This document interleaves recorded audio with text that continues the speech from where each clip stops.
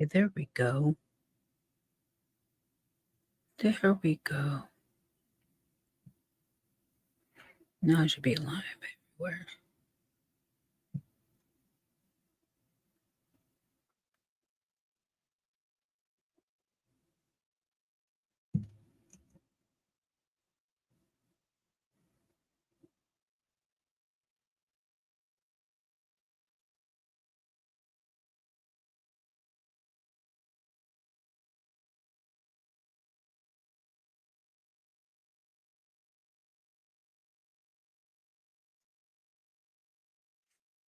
Sorry, this is my first time going live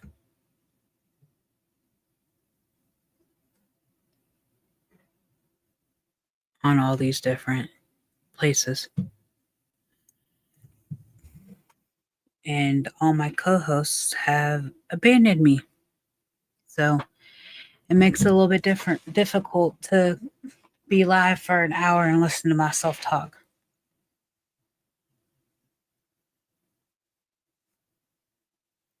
So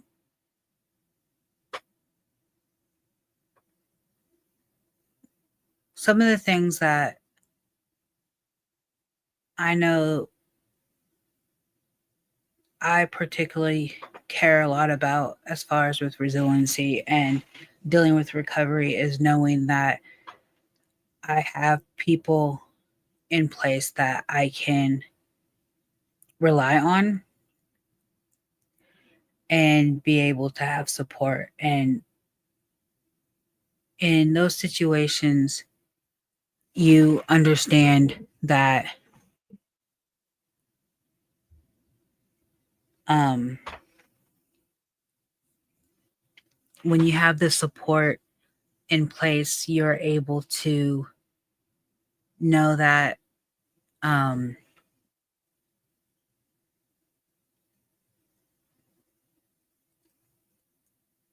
when you have the support in place, then you are able to uh,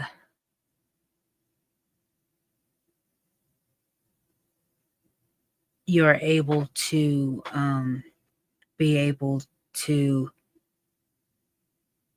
have people to go to when you are tempted or feel like something's not going right in that day.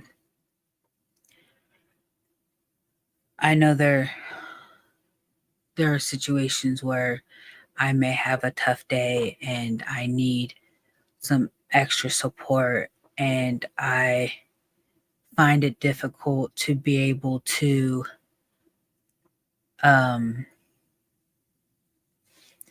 find it difficult to be able to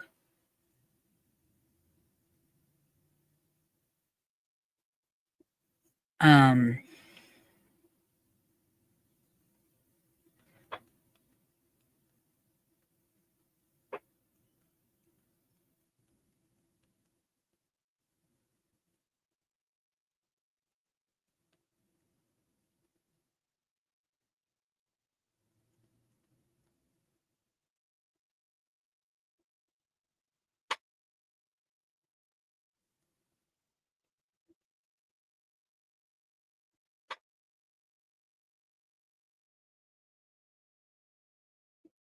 and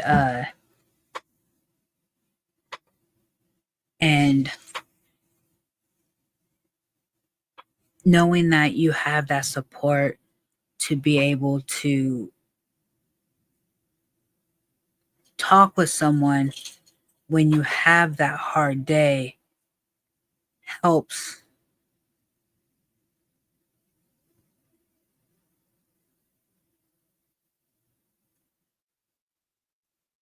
to ease the situation,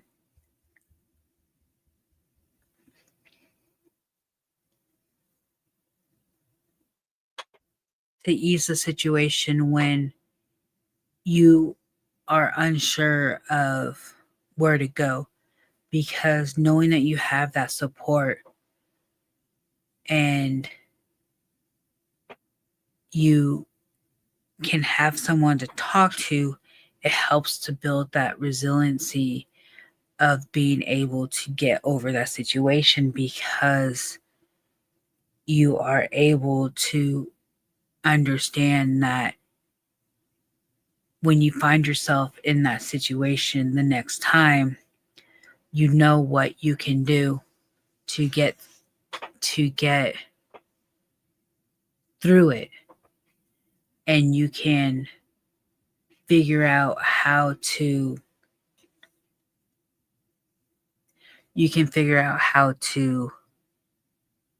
um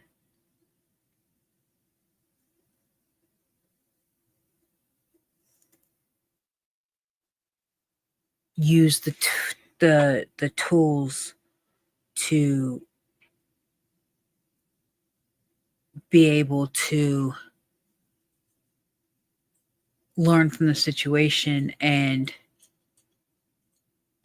say, hey, like, this this may have brought me down, but now this person that's in my support system can help me and bring me back up. So it has um, helped with the resiliency of what I'm going through. Because one of the definitions of resiliency is the elasticity. How quickly do you snap back to like um to the middle? How quickly do you come back to your center? It's like a rubber band.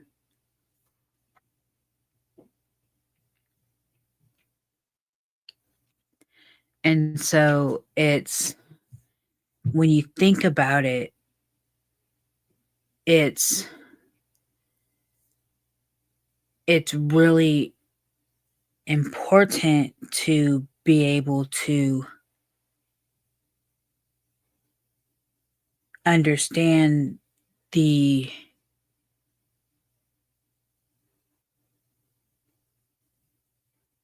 growth in every situation when you get stretched and you're able to come back to it. Because with every time you get stretched, you may not get stretched that much further, because you have those building blocks in place. So, for example, I dealt with some hatred on some videos today on my Facebook, specifically on some promo videos leading up to tonight. And they were calling me names and saying, why should we listen to this person? And their opinions. And at one point called me a potato.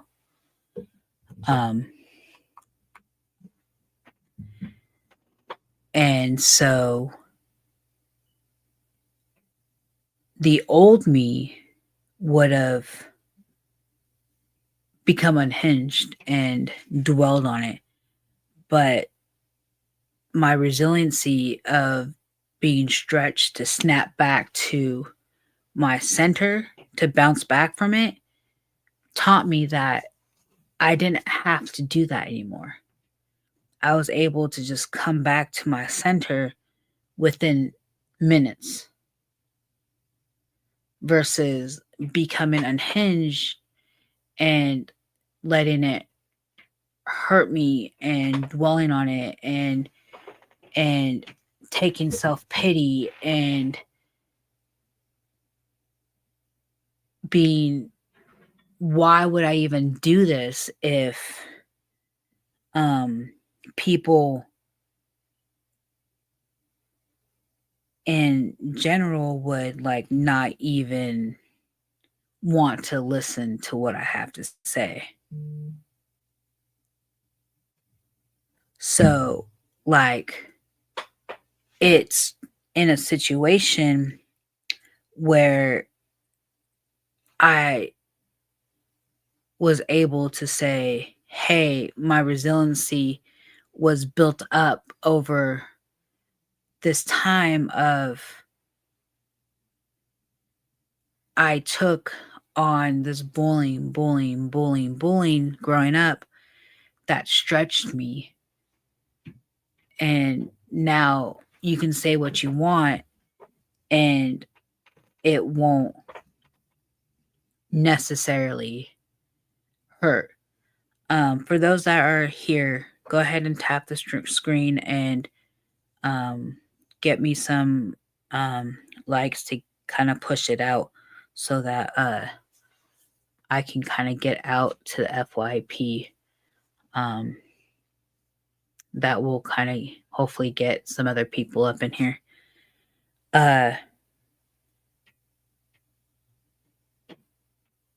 And so when it comes to that, it is really important to know that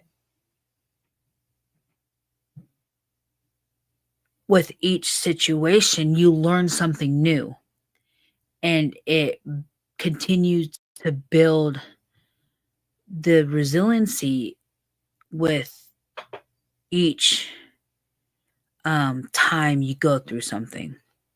So, one of the things that I was talking about with a friend last week was every day that you aren't working towards your recovery, you're working towards your relapse. And what I mean by that is that every day that you aren't focusing on where you're going and focusing on you and focusing on your resiliency and focusing on your path, you are working on falling behind. You're working on forgetting where you're going. You're working on the things coming to beat you down and destroying where you're going and thinking about what's happening right now and the frustration and the anxiety and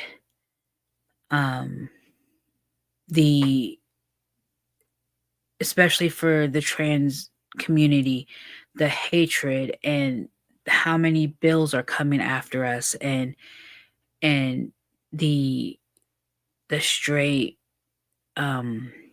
being called out, and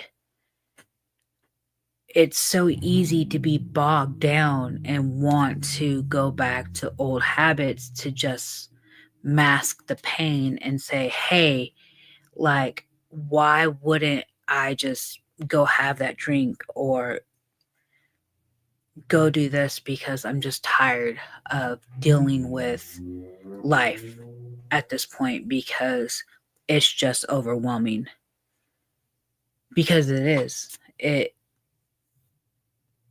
is overwhelming, and keeping up with everything that's going on is overwhelming. Even listening to the journalists, they're becoming overwhelmed. And it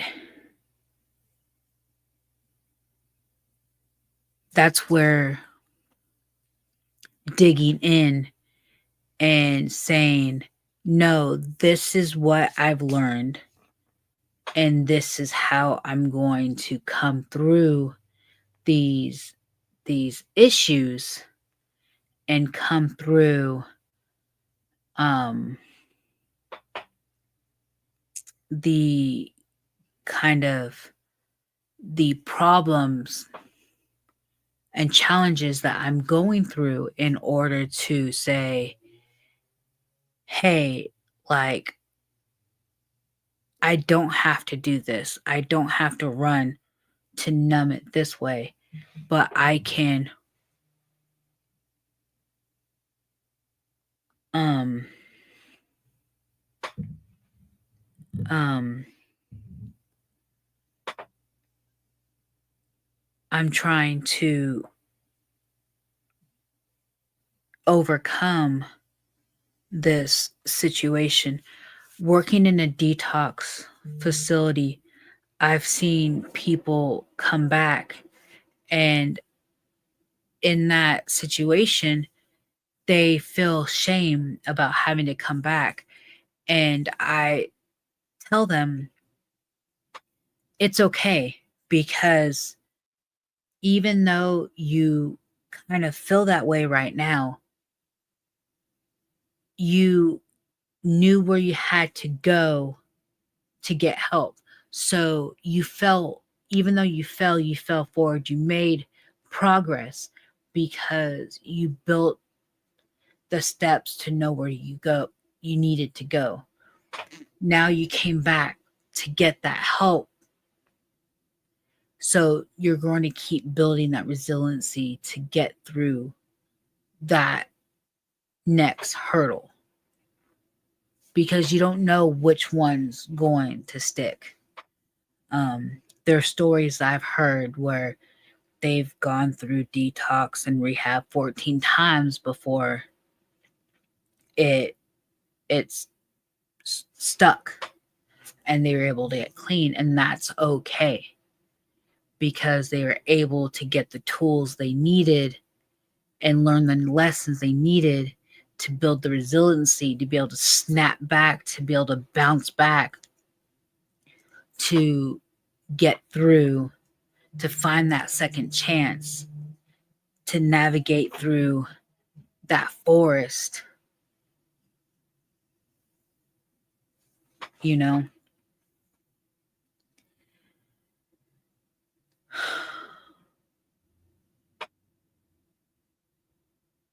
The biggest thing that I've noticed is we spend a lot of our life so busy, and that causes us, in a way, to lose ourselves, and that causes us to not really um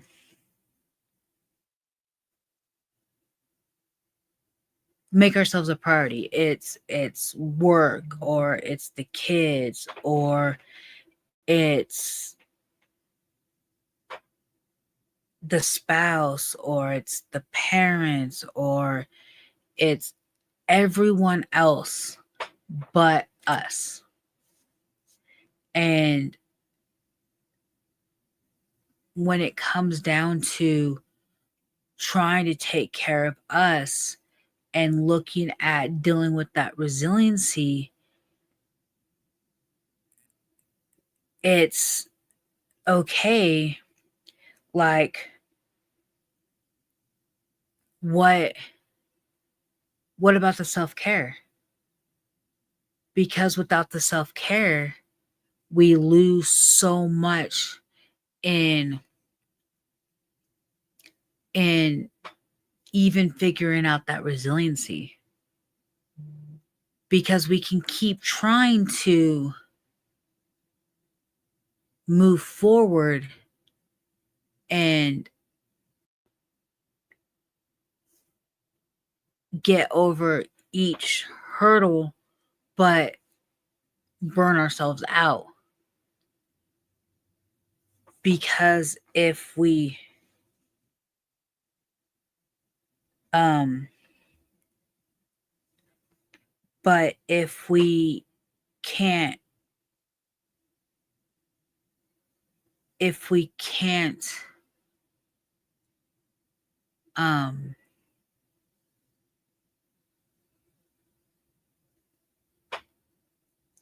if we can't fill ourselves up, then how can we, like, continue to try to um get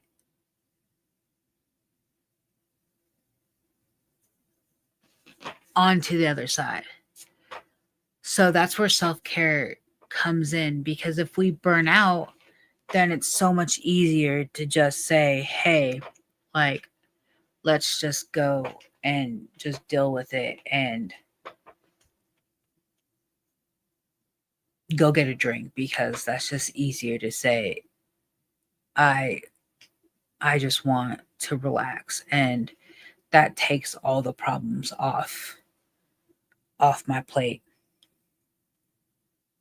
But that's not the answer to the situation, because you don't want, as someone in recovery, like, I don't want to just say, hey, let me go drink, because if I start drinking, then I like don't just have a drink. Like, you can ask my wife, I get shit faced, and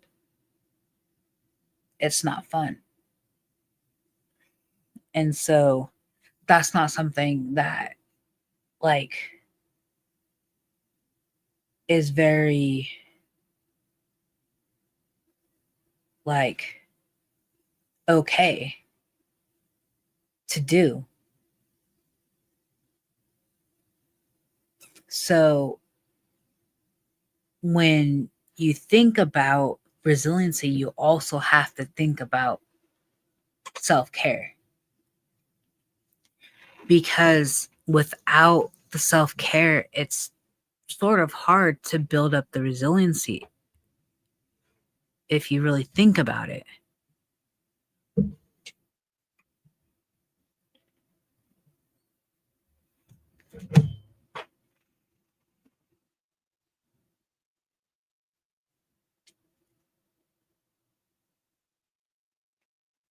Just let that settle. I know when you think about self-care, you think about just things you do to relax, but self-care is a lot more than just what do you do to relax. Self-care is, what do you do to navigate systems so that you don't, like, get frustrated at work, or how do you navigate um situations where you can uh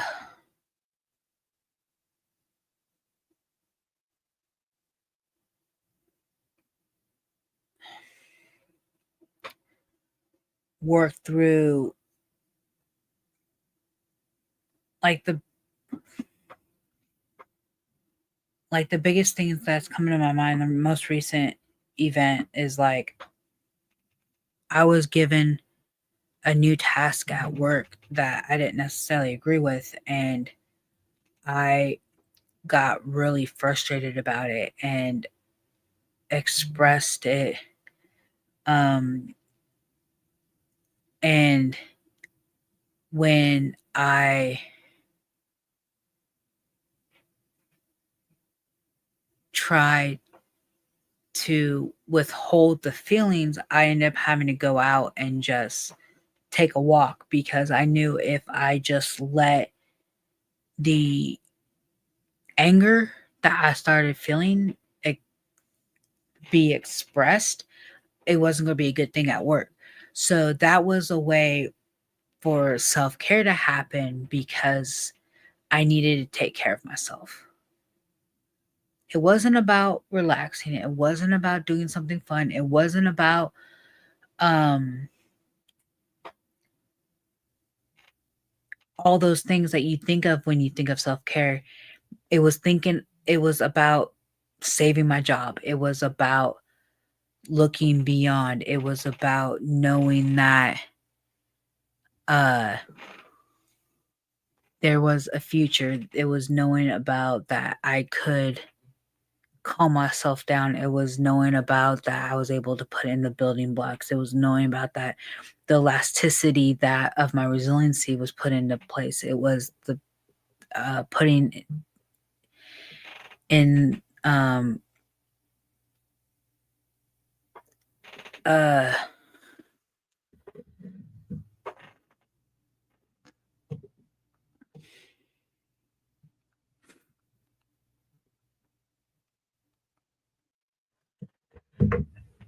It's been a situation where it was just kind of making sure that everything was there, if that makes sense. And so I was the biggest thing um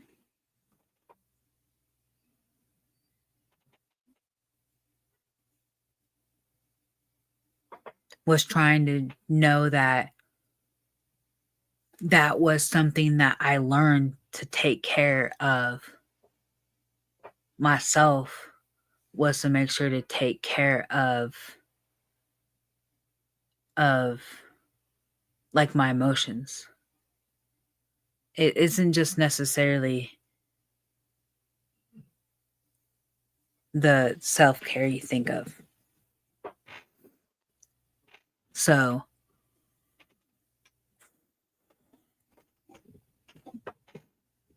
it looks like my co-host is about to pop on, so you won't have to listen to me drown on for much longer. Uh, you'll get a different voice here soon. It it's it's hard. I mean, learning to come through situations, but also learning self-care is hard because so many of us don't do it. Like, I have an Xbox sitting right here, which is one of my favorite things to do for self-care, but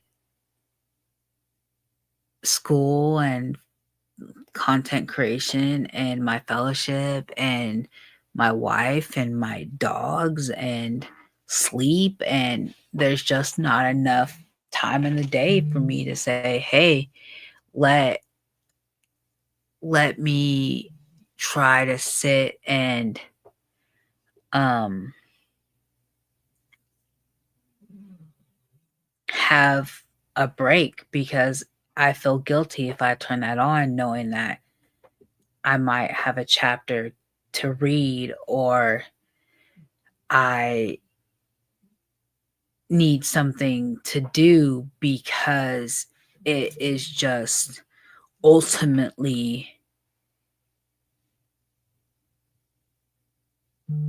there's just something else to do. And that's where you have to get out of the mindset of you can't feel guilty for taking care of yourself. And I feel like a lot of the times we do feel guilty for self care. We don't believe that we should have the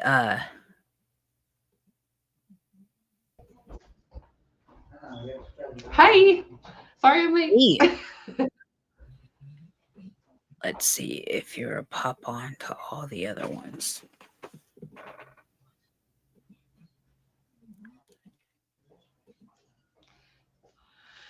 Oh, it was a hectic Friday. Apologize. There, you're on Instagram.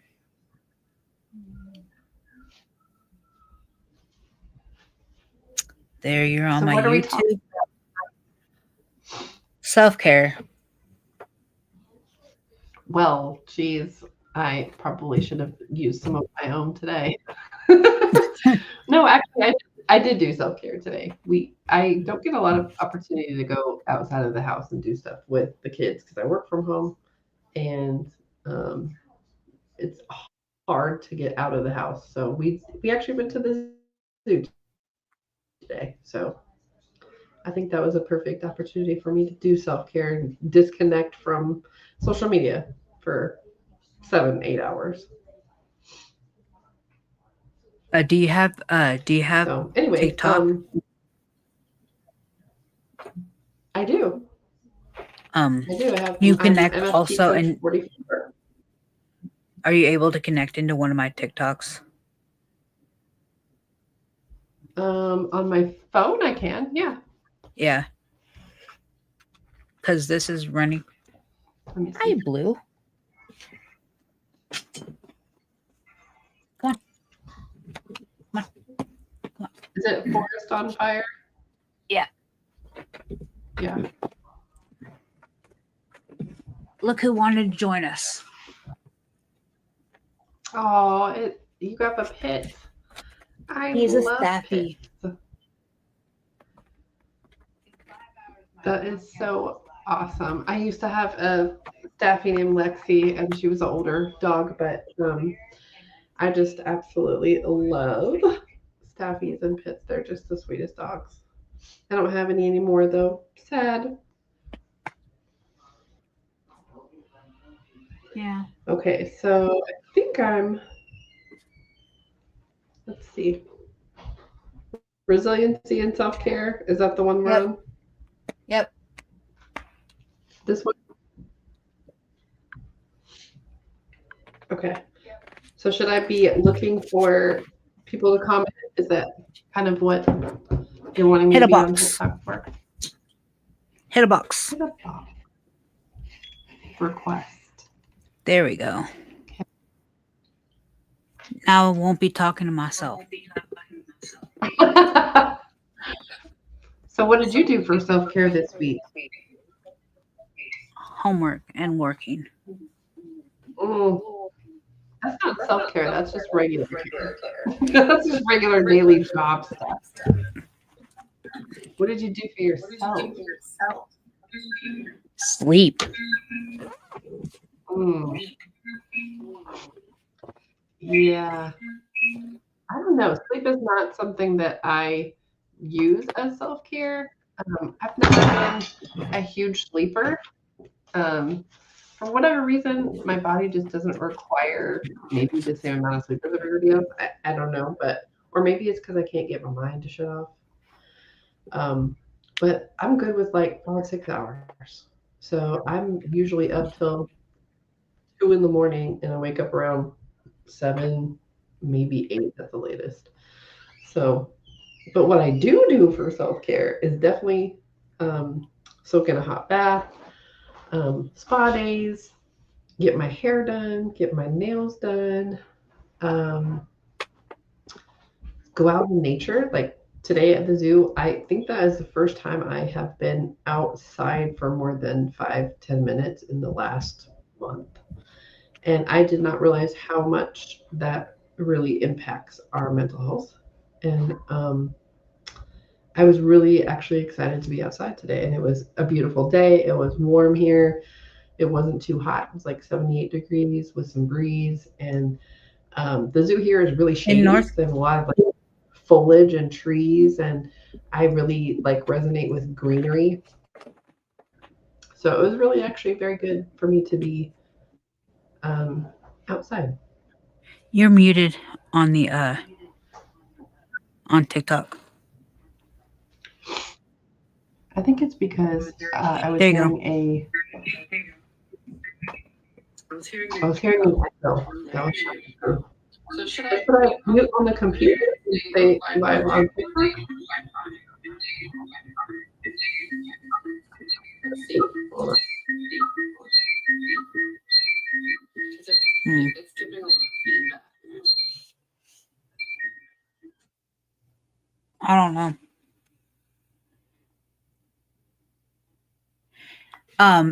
It's because I'm going through headphones. That's why I'm not getting any feedback.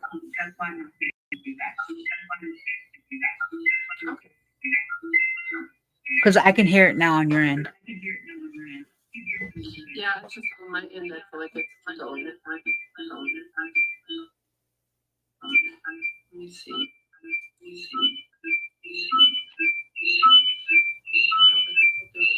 Weird. Let me see.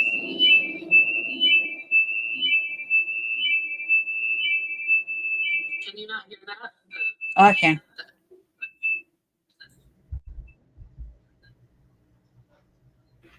Wonder if, oh, okay.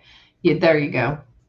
So if microphone's turned off on the live, then it doesn't echo, but otherwise it does. Which is weird. Unless, should I get on TikTok on the computer? Would that help?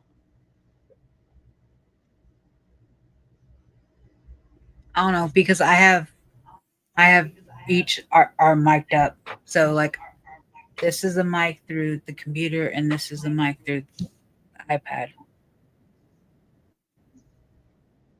Okay, So I think it's I better have now. So I don't know what happened, but you know, well I have you muted on my end. I can hear you on TikTok too, but for whatever reason, it's still muted. I don't know. Um, so, question: this book that you have up, is that a book that you're writing, or is that just That a is the name of the podcast. Queer and Untamed Before It's the Second Chances. it would be a good book name? So the uh the the point of what I'm hoping to continue on is it being like specifically of each podcast to cover like this one resiliency and self-care.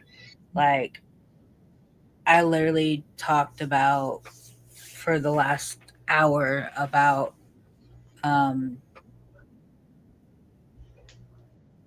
like dealing with resiliency and how overcoming trials you get stretched out and then you come right back, which with each trial, but as you learn you don't get stretched as far because you um you are learning with each Resilient. time, Yeah.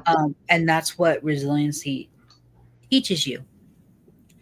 And so Yep. self-care ties into that because if you don't have the self-care, um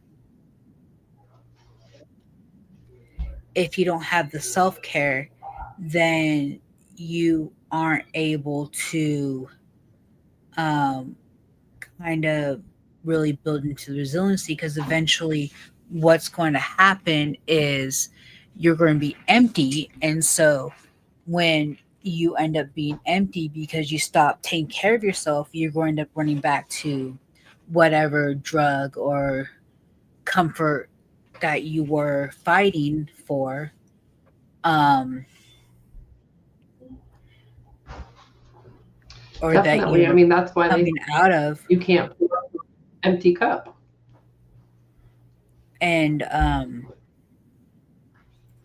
And so that's why self-care is so important, because they both play a role. Definitely. And like I said, you can't pour from an empty cup. And so if you're not taking care of yourself, then you can't build up resiliency because you're going to burn out fast. And that's with anything. That's with career. That's with recovery. That's with um, caring for someone that maybe is ill. I mean, there's across the board, burnout is a real thing. So you've got to figure out how to balance your responsibilities and your commitments with um, self care. And sometimes you have to say no, and that's hard. And Oh, especially most in definitely. the addiction world, it's really hard because sometimes I feel like people say say yes because they feel obligated. Um, Maybe because they've hurt someone with their addiction, or because um, they've done damage, and so they become kind of a yes person to appease people and make up for some of the damage that they've done. But I think that's actually counterproductive. Yeah. That if they're just becoming a yes person, then they're sort of overextending themselves, which then can lead right back into addiction. Right. And I know a lot of the situation is that um being able to say no helps a lot with self-care. I was explaining about how um, the situation with work, self-care also a big thing is about dealing with like your own emotions and not just doing things that's fun or relaxing or whatever, but it's also doing things that's about taking care of yourself, your future, your family, because without those, what else do you have? So for Right. me, by taking care of my emotions in that moment, I was able to take care of my future. So do you ever feel like there is times, and I'll just ask you this because you're the only other one on here, but do you ever feel like there's times with your emotional needs that you are not able to take care of them and it damages your ability to self-care?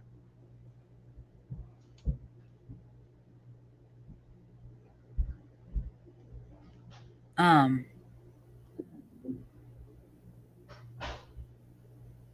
I mean, that's a good question.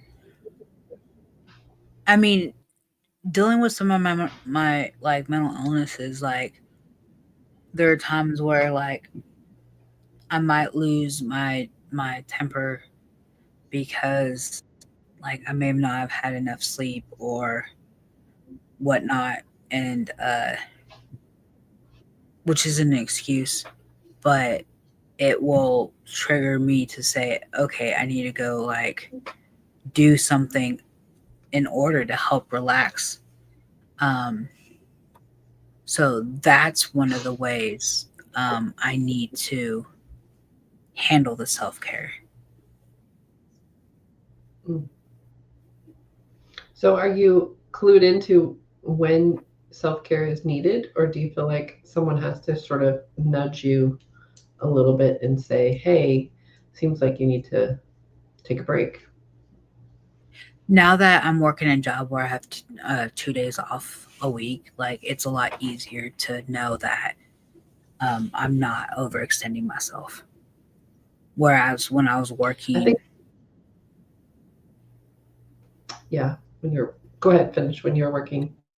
where I was working 6 7 days a week, 12 hours, 16-hour days, like it was impossible to find time off, find time to spend with my wife, to freaking sleep, um, because I was so busy.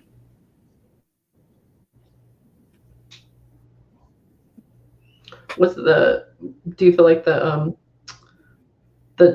so the conundrum I think we face often is needs and wants. And I think what you just described kind of, I had two jobs and, you know, I had to, um, describes quite a few people in the population. And I think it's important to talk about a little bit of the resiliency is, looking for work and looking for jobs after recovery or after drug abuse is hard.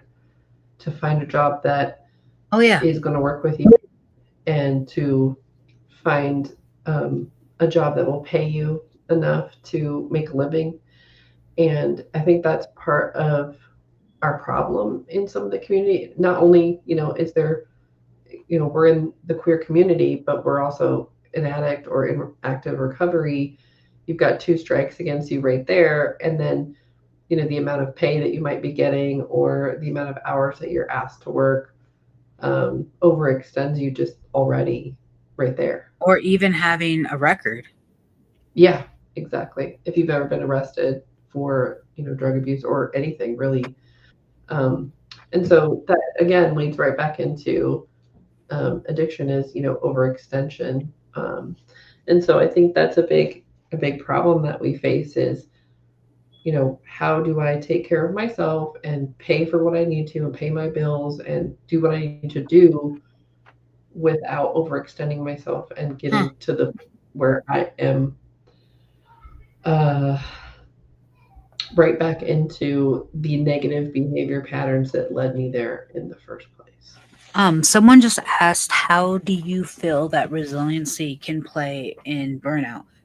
Um, it kind of goes the other way around. It's if we take care of ourselves, resiliency would if we take care of ourselves, we wouldn't be dealing with burnout. Um, because we would have the resiliency to handle the situations. But if we aren't taking care of ourselves, then we're going to handle burnout. And that's the biggest thing because we're not going to have necessarily the resiliency or the energy to continue going. What do you think? I do think you're correct in that in one way. And then, I remember us talking about also how some people are innately born with a little bit more, I guess, what you would call a hardiness factor, is what my mom used to call it. Yeah. They can handle a little bit more stress and a little bit more, um, stuff before they break, so to speak. And then other people are very susceptible to breaking very easily. And it really just depends on the person, their experience, what they went through, what coping skills they were taught or not taught, what was modeled to them. There's so many factors that go into resiliency. But self care is definitely one of them. And how did you see your parents care for themselves? If you're in a Mm, cycle of drug abuse, and your parents were drug addicts, and then you were, and your siblings and your kids, and if you were in that cycle, did you even see them care for themselves? Did you see them right. model any behavior for you that would help you with resiliency and self-care? I mean, some people will tell you absolutely not. I didn't even know what self-care was until I got into recovery. So hope that answers your question.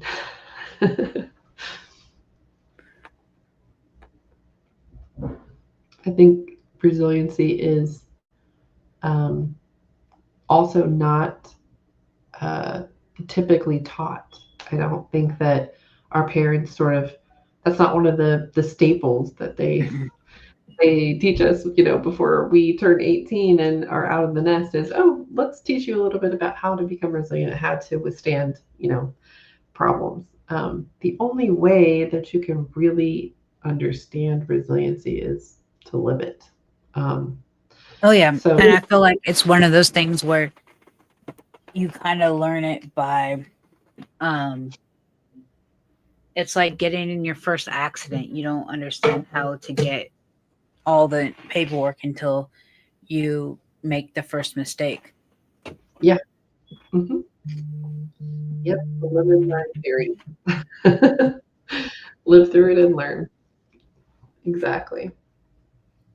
So I Yep. think, for me, I think I had said this before, but I didn't have any major traumas happen in my life up until age 14. And then sort of my whole world just exploded and blew up. And so, um, for me, it was a great lesson in resiliency, but it was also probably the hardest moment in my life of figuring out what the hell I was going to do or how I was going to manage myself. At first, I handled it with sort of some grace and was just like, oh, well, I'll just, we'll roll with the punches. We'll just, buckle down and, keep my head down and don't worry about it. And then year two is, let's wild out. Let's go and be crazy and wild and do everything under the sun and every drug we can find and be crazy. And then year three was kind of like, okay, neither one of those are working. We actually have to deal with the problem. So Yeah. I think that's, but was resiliency built in those 3 years? Yeah, absolutely. And, if you don't allow people to handle or to experience disappointment and problems in their life, there's no way they're going to build resiliency. And it can be really hard to let someone fail or to let someone, um, fall on their face so that they can experience what it's like on the other side. Especially when it's to your But kids. if you don't, uh, Yeah, 100%. 100%. I mean, every parent, I think, on the planet wants their kids to be successful and, do something wonderful. And it's hard to watch them fail. I know it was hard for my mom because part of the reason I had not experienced any problems all the way up to 14 is because she took care of everything for me. And she did not do me any favors doing that. In fact, we've had this conversation many times is that she wishes she would have let me fail more as a younger child. To the point where she would stay up and do my homework for me if I didn't finish it by 10 o'clock because she wanted me to get a good night's sleep. She Dang. would she would finish my science fair project for me because I forgot to complete it. I mean, that's how badly she didn't want me to fail, and that was part of her own pathology was if I failed, that made her look bad. And so she didn't want me to fail at all. Well, of course that's not sustainable for me, right? I can't be perfect. I can't um, you know, not have any shortcomings. And so I think finally at age 14 when she failed because she was getting a divorce, then it was finally like, okay, I have to let you fail, Melody, because I failed and I'm dealing with my own stuff, so I've got to let you deal with yours.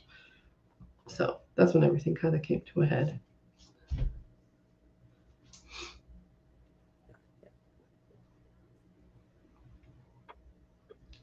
Are we good? Did it pause? It just paused. We're back.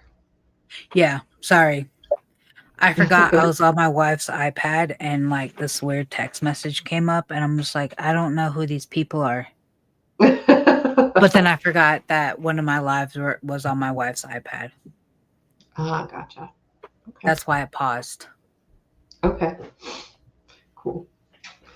Well, I mean, but I think after after you've experienced some hardships and you know that you're going to be okay and that the world is not going to end, I think that's where that resiliency comes in. And then once you've learned how to be resilient, you can then learn more about how to care for yourself. And that's, I I think, think ultimately what the correlation is you cannot care for yourself if you're not resilient because you can't recognize that you're not caring for yourself if you're not a resilient person.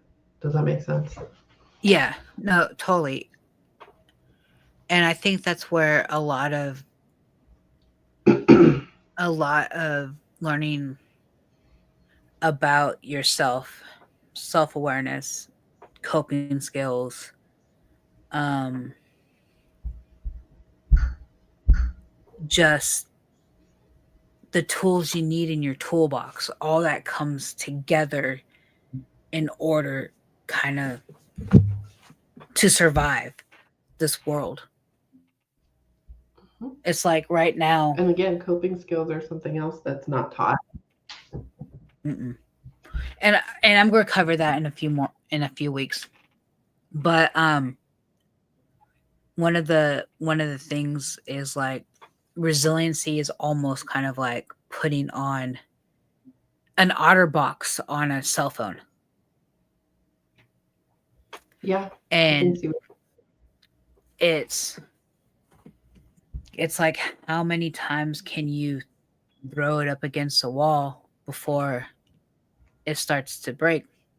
And Mm, then it's like, where do you learn that lesson of, stop okay, throwing let's not do that again? it. Yeah, stop throwing it up against the wall. Yeah, I definitely agree with that. And then I think there's also something to be said for learning how to do self care for yourself. I think some people have misconceptions or misconstrued ideas about what self care really means. Um, Hmm. and I think it can be really hard for some people to engage in it because it's about them. And addiction is all about you. And so it can be hard to be like, wait, I'm not supposed to be all about me because addiction is so much more that I've hurt so much people around me and there's this big circle, but then you're telling me to do self-care. and it has to be all about me again. And I've already been super selfish. And Yeah. how do I learn how to do that without feeling like I am taking from other people again? Yeah, about the guilt of being able of taking my time. And I was talking about that earlier of having the Xbox here because of having so much stuff that I need to get done. I haven't turned it on in a while because it's like I need this to do and this to do and make sure I spend time with my wife and and the podcast and the content creation and the dogs and try to take time to sit out there on our days off and talk with her and everything um and I would feel guilty Can be if I turned it on to play a game. um so I would rather go like take a shower when that's as much self-care as it would be to play a game, because eventually I will have the open time to play a game. Um, but it's the guilt of I'm going to say this is my time when I know I have half a yeah. million things I need to do. Yep. And also if you're like me where your heart is aligned with helping others, it can be very difficult to stop helping others to help yourself. Um, you know, which is why I kind of forced myself to go out into the zoo and be completely like off the grid, so to speak, for like 6, 7 hours today. Because, first of all, I needed the mental break. I needed to be outside. And then second of all, my family needed that with me because I am so busy and I do have a lot of obligations to other people and to myself and to my work and content creation too, and all those things, and that can be super overwhelming and super time consuming. um, so I mean, even sometimes to the point where I have to remind myself, has it been 2 days since I've taken a shower? Like, I need to do that. Like, I need to make sure I take care of me. Like, that I feel good about myself. Um, you know, I try to get my nails done, once a month, but you could see like I have two broken nails. I haven't got them fixed. Um, but this is something that I really enjoy that looks pretty that I like to do. Same with my Yeah. hair. Um, you'll see me, my daughter who is 13 is really, really off into hair and braiding. And she's a mixed race child, and she taught herself how to braid from YouTube. And so, one of the things that we do that's special to me is that she goes and picks out a hairstyle for me and she braids my hair into whatever style that she wants to practice. And I wear that. I wear that shit for 2 weeks. Yeah, I And, saw them in your but that's videos. yeah. And so but that's also something that makes me feel good. She does a fantabulous job for a 13 years old. And it also gives me that time to spend with her that is quality time, that, when she's braiding my hair, we're talking and I'm making sure I'm connecting with her one on one. Um, so that's also important too, just to take that time, not just for you, but also to do something with the people you love that they enjoy, which is Yeah. also self care for you if you think about it in a way, um, because they're enjoying that time with you, and that can help with that feeling of guilt or selfishness. Is saying, hey, oh, you like to play golf? I don't really care for golf, but I'm gonna go with you because you enjoy it, and maybe it's something that you would like to do, and that's self care for me to know that it makes you happy to be with me while you do that. Makes sense. It does make I know sense. Yeah, I know for my husband, he loves it when I do art with him. Now, I can't draw worth a damn. Like, I have a stick figure drawing capacity. But if I sit down and do art with him, you could just see him light up. I mean, that's just something he really enjoys to do. So when I'm practicing that, it's self care for both of us, and it's also quality time for both of us. That's And awesome. also something that, I don't think most people realize is when you're using that creative part of your brain to do self care, you're actually shutting off the other side of your brain, the logical thinking, rationalizing part of your brain that is the one that's always spinning and talking shit to you with your metacognition. So the creative part of your brain is actually really good to access for self care and actually can give you quite a bit of a break from your own anxiety and depression and other things that you've got going on upstairs. So do some art today. All That's right. my advice. Well, that's a great point to end on. We've been on for an hour. So I appreciate you joining us, and maybe we can join. Yeah, Nikki says she's couldn't hear you this entire time. No, I'm so sorry. See, if you turn it on, like it has this weird. Okay, so next time I'm going to join on my phone only from the link you sent me, and I'm gonna see if that. Well, Uh, what I'm going to try to do is get it to where TikTok will allow me to add it to the StreamYard because I need a certain like key in order to do that. So I'm okay, going to try to do it that way. okay, Um, so yeah, but I will try to join from my phone next time. So maybe. So do I need to download StreamYard, or will it take me directly to TikTok if you like, because I if have I join StreamYard you? on my computer and Mm-hmm. then I have TikTok on my iPad, but like I Join have the you. StreamYard running through headphones Okay. and So then a mic, so it's all completely separate. okay. So I need to be on both. Hmm. Okay. So I'll try to figure out maybe if I wear my headphones, like you said, it won't do the weird. Um, Reverb. yeah, I'll try that next time. So good to know. First time is a charm, and we now know that it's like that. So we'll try it better for next time. Will you be Yep. able to edit it even though I was on mute? Yep. Okay, Well, perfect. this is the studio is all it's all recorded.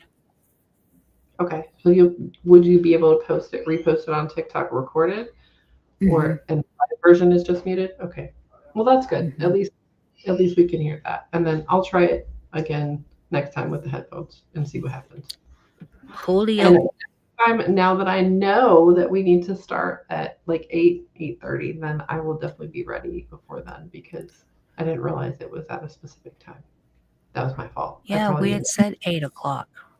I know, I'm sure I didn't listen to you because I had my own crap going on. So that was all me.